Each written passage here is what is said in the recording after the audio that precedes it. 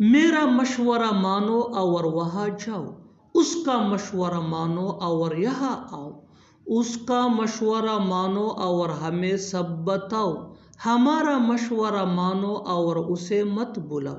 ان جملوں کو غور سے دیکھو، ایسی جملے ہم اپنے ڈے ٹو ڈے لائف یعنی روزمرہ زندگی میں ضرور بولتے یا سنتے ہیں۔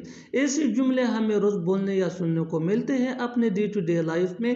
ان جملوں میں ہم کہہ رہے ہیں مشورہ، یعنی ہر سینٹینس میں مشورہ کامن ہے جو بار بار ریپیٹ ہو رہا ہے ہر جملے میں۔ اس کے لیے آپ کو یوز کرنا ہوگا انگلش میں ایڈوائس۔ ایڈوائس مین مشورہ۔ آئیے کمپلیٹ اسٹرکچر دیکھتے ہیں۔ Let me explain.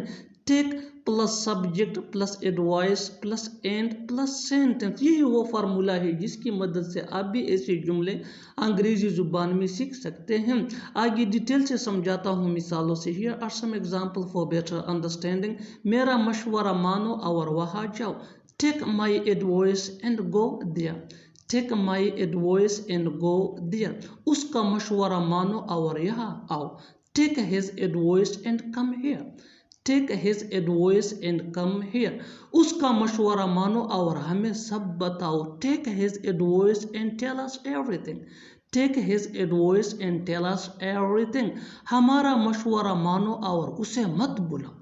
Take our advice and don't call him۔